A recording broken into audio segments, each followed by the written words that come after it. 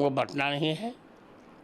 चाहे पंथ अनेक हों, हम सब हिंदू एक हों। उनका शंकराचार्य का पक्ष जो है अभी कोर्ट में विवादित है। दूसरी बात, वे भारतीय संविधान का एक अक्षर नहीं जानते। 370 धारा अब कभी नहीं आएगी। उनकी 7 पुष्टि यत्न करे तो भी नहीं आएगी। भगवाधारी को ही राजनीति करनी चाहिए।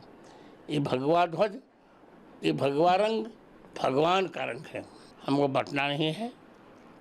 चाहे पंथ अनेक हों, हम सब हिंदू एक हों। और जब हम एक होकर रहेंगे तो हमारा कोई बाल भी बांका नहीं कर सकेगा। वैसे एक अंगुल होती है तो कोई भी तोड़ देता है, और जब 5 हो जाए मुक्का तो तोड़ने वाले के दांत टूट जाते हैं।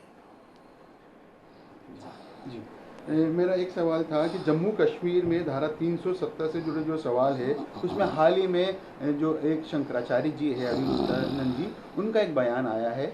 उन्होंने गौ माता का हवाला देते हुए कहा है कि धारा 370 वहाँ पर जो वापस लागू होना चाहिए। उसके पीछे हवाला भी दिया गौ माता की रक्षा का, तो इसके पहले जो कानून था उसको देकर उसको क्या प्रतिक्रिया? शंकराचार्य जी का जो बयान था 370, पहली बात, वे शंकराचार्य ही नहीं है तो उनका बयान कैसा? उनका शंकराचार्य का पक्ष जो है अभी कोर्ट में विवादित है। दूसरी बात, वे भारतीय संविधान का एक अक्षर नहीं जानते। 370 धारा अब कभी नहीं आएगी। उनकी 7 पुष्टि यत्न करे तो भी नहीं आएगी, क्योंकि 370 धारा से नुकसान, देश का नुकसान बहुत है। 370 धारा से एक ही देश में 2 संविधान चलेंगे, 2 झंडे चलेंगे। 370 के रहने से हम वहाँ ज़मीन नहीं खरीद सकते। 370 हम वहाँ कुछ भी नहीं कर सकते। हम कश्मीर को अलग नहीं होने देंगे। हाँ, गौ माता की रक्षा भी हो और 370 धारा समाप्त रहे, यही मेरा मंतव्य है।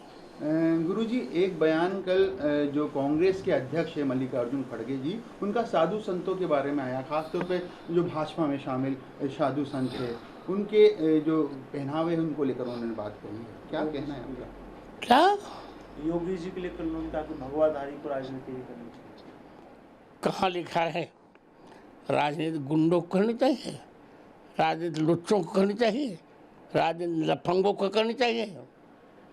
भगवाधारी को ही राजनीति करनी चाहिए।